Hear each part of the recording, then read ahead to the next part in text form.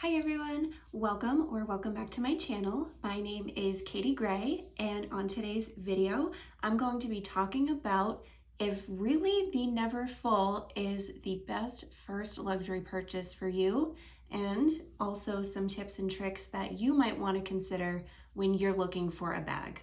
Before we get started, please like, share, and subscribe to my channel. It really means a lot to me. I'm really trying to grow this channel, and I would love to have you be a part of that journey. Here is my beauty. This is my Neverfull GM size in the monogram. Very classic. I purchased this last August, so it is almost I almost said a month old, almost a year old, and I feel like the patina has been looking really nice. It's just starting to kind of patina, and it's patinaing very evenly too, which I'm really happy about. I got just the classic interior color. I have a bag organizer in here right now. I have the pouch, so I have that. Obviously the gold hardware, it has the big zipper. I'll take the bag organizer out so you can get a better look at it. It's nice and floppy. Just a basic tote bag, nothing too crazy about it. If this is the first time that you've seen a Neverfull, it has a closure here. I mean, do you even really want to call it a closure? Maybe not. It's, I don't know, I guess to kind of keep it together. You also have what they call a D-ring right here. So you can clip your Neverfull pouch on there. Right now I have it as a wristlet, but you can, if you want, take this off and clip it there. So if you have a bunch of stuff in your bag, you can easily, literally fish it out. You have a really spacious zipped pocket that kind of flaps out. And then you also have these on the sides, which you can tighten, and you can kind of pinch together and tighten, and it makes it a slightly smaller bag. So I'll do that right here just so you can kind of see, because sometimes I don't really see this done a lot, especially on the bigger bag. I don't know if I already mentioned this, but this is the GM size. Currently there are 3 sizes to this bag. There's the PM, the MM, and the GM. This is the GM size, and that's with it cinched. All right, now that you see this lovely floppy tote bag, why do I think that this is the perfect bag for you, and why I think that you should really seriously consider getting this as your first luxury piece? My first reason why I think this is a really good purchase as your first bag is my main reason. I would say if you have no idea what bag you want, narrow it down to at least this first piece, and that is, what is the purpose of your bag? What is the purpose of your purchase? Why are you buying this? Obviously, yes, I was interested in buying something luxury, but beyond that, what is it about a purchase that you're looking for? What are you hoping to get out of it? For example, I want something that I can really easily carry around with me as an everyday bag. I can have it as a crossbody. I can bring it to the mall. I can go to the grocery store. I can go to an amusement park, and it will be there with me all the time, and I don't have to worry about it. I want something that I can dress up or dress down. I want something I can travel with, but also use as a bag. I want something that has multiple purposes to it. You see what I mean? What is the purpose that you're trying to get out of it? Do I want something that I can use for an evening or for a night out? You see what I mean? So my purpose for me was I wanted my first bag to be the most practical and utilitarian that I could go for. I wanted something that was good for travel and that I would have many purposes for. So the reason why I thought that the Neverfull would be the perfect candidate for that is because, one, like I showed you, you can cinch it, specifically the GM size, because of these reasons. You can cinch it to be a little bit smaller if it's a little too overwhelming and large. I can make it a shoulder bag if I needed. It's good for travel because I measured it online and it is almost the exact maximum measurements for JetBlue and because I think JetBlue has like the smallest like dimensions for your under the seat bag. So this was the perfect size for that. I think maybe it's just like a pinch shorter, but I really wanted that because my parents just moved to South Carolina. So I wanted to be able to take this with me and not only have it be for travel, but then I can also use it when I get there, and I can use it when I'm out and about. So that was really important to me. Another thing is being able to have multiple uses for it. So not just for travel, but I could also just use the pouch, or I could use them both together. I could just use the tote bag and not the pouch, you know what I mean? So I can even use this in another bag if I wanted to. So it's really endless, and I really like how you can make this into a wristlet and you can just take it and go. It fits a lot too. You know, you can fit your phone, you can fit your wallet. A lot of things can fit in here, which is great. So that, I would say, is like the biggest reason for me that drew me to this specific bag. So that was the first reason, I would say. That was, if you could only, I guess, pick one thing to really consider before making a purchase, really think about the purpose. And that was the purpose for me. My next piece of advice, I would say, is think about the shape. Is the shape going to be practical for you? Is it something that you would like even if it wasn't luxury?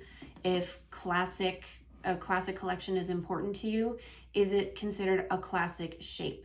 So a classic, tote bag, a classic crossbody, nothing too funky, crazy shapes or anything like that.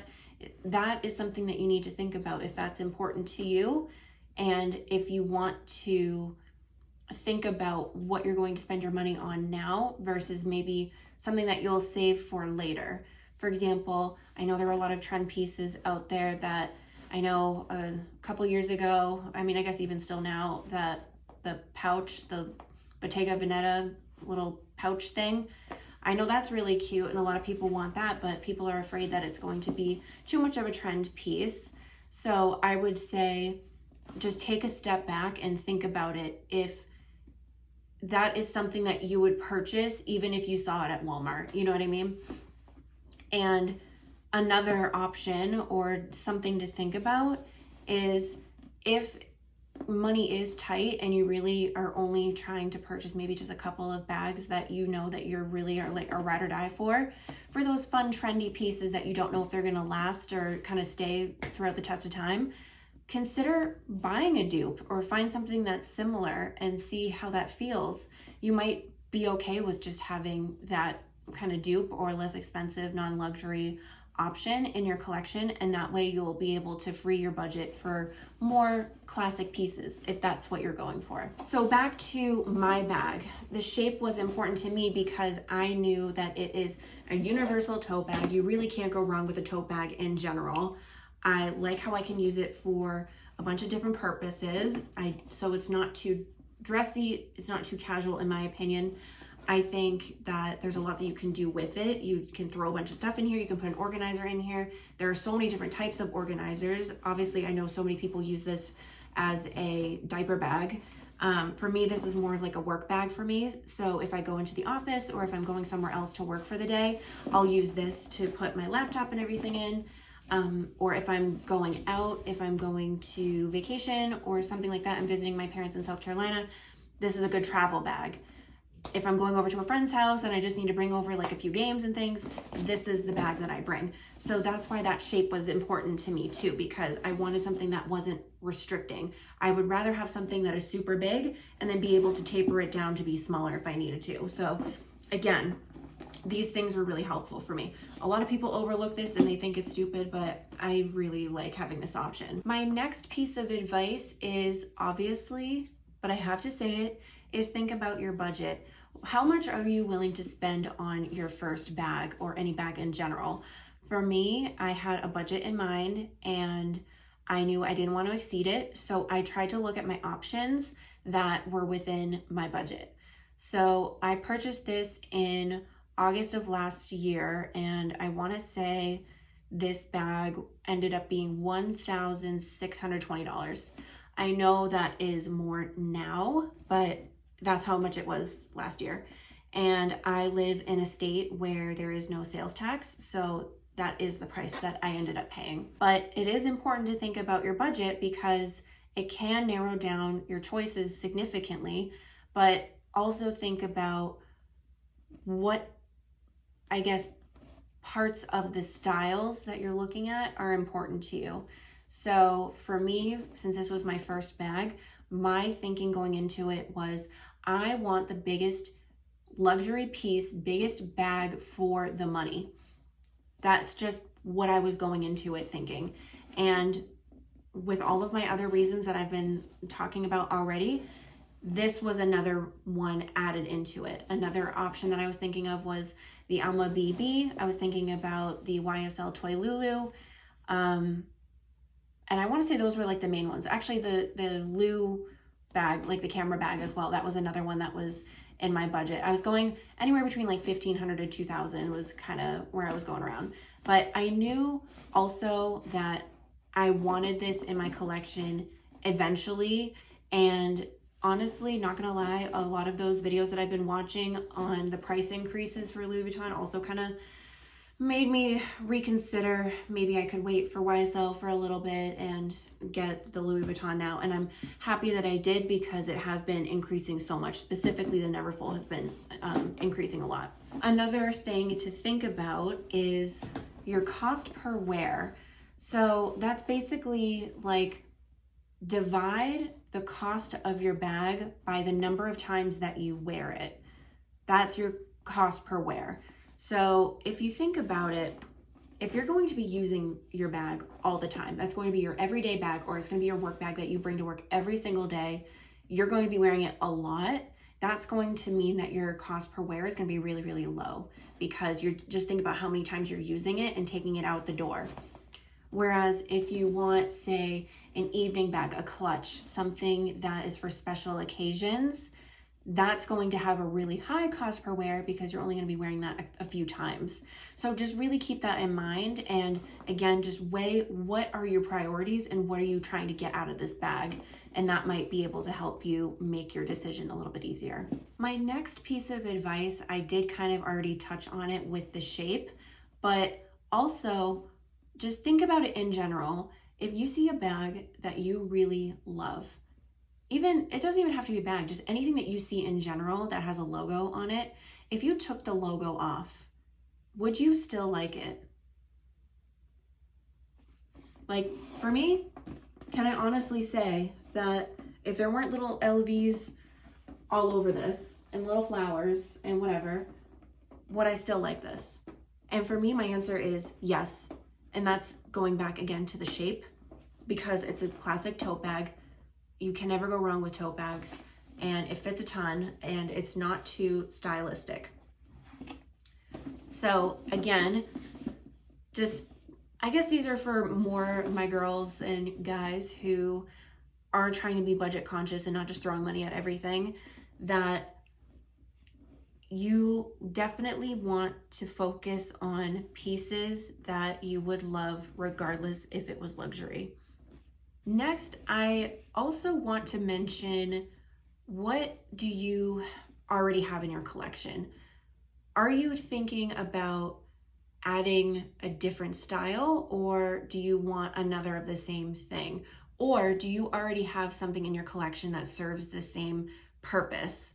I understand if this is your first bag, that doesn't really mean much.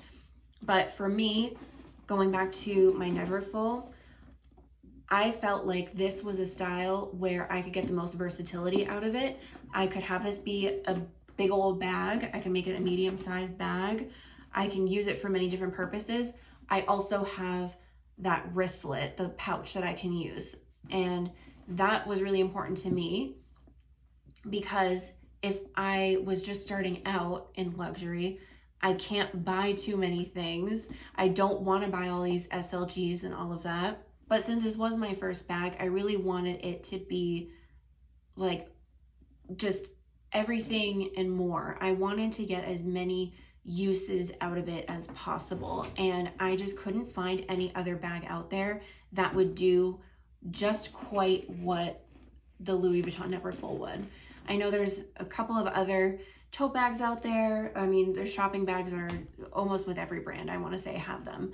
But I liked the history of Louis Vuitton. I knew that I would never regret this purchase because LV is obviously an iconic brand. It has very, very loyal customers, and I just knew that I would not be making a mistake buying this.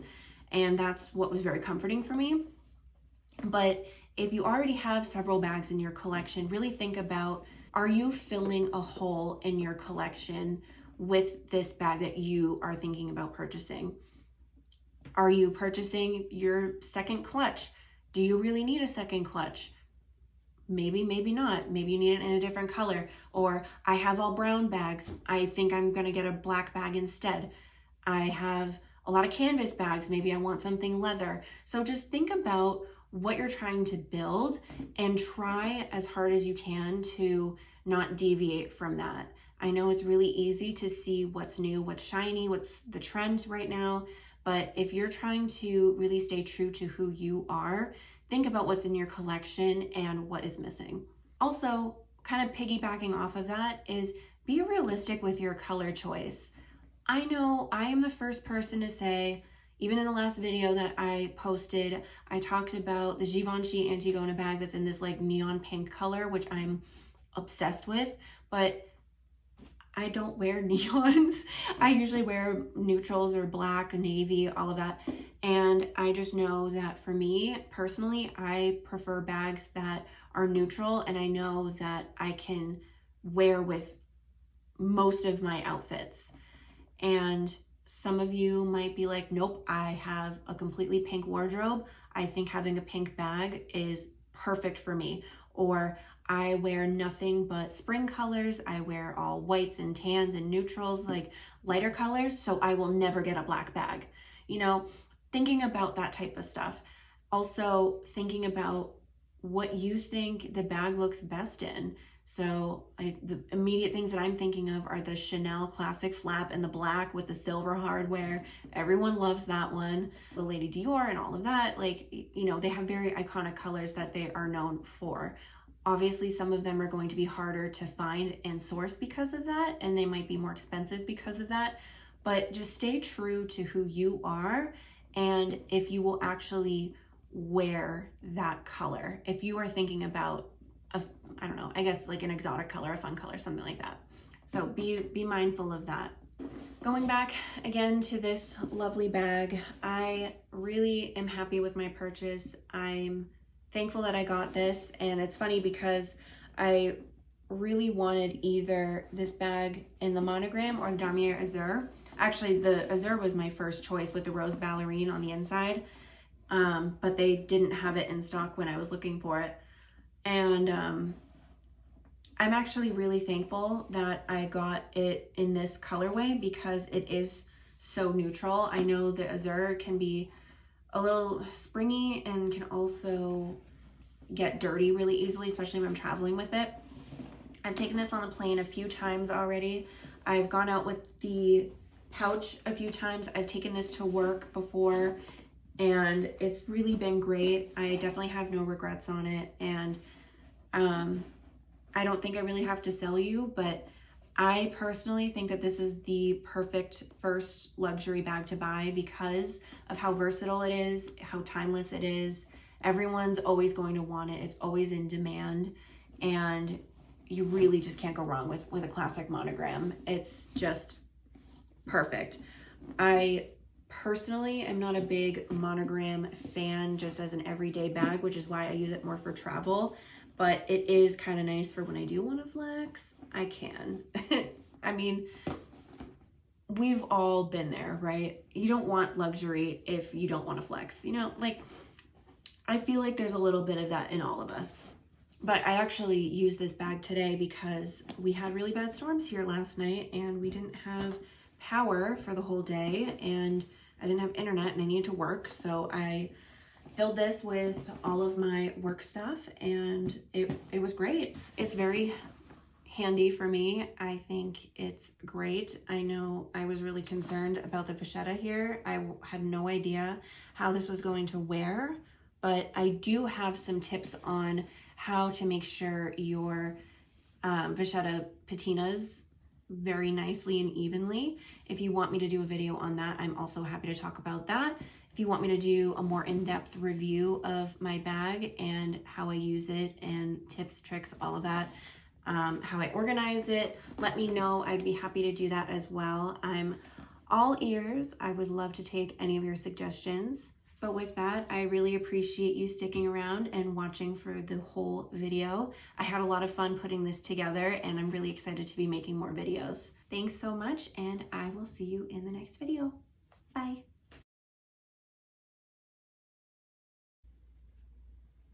Isla, you taking a siesta?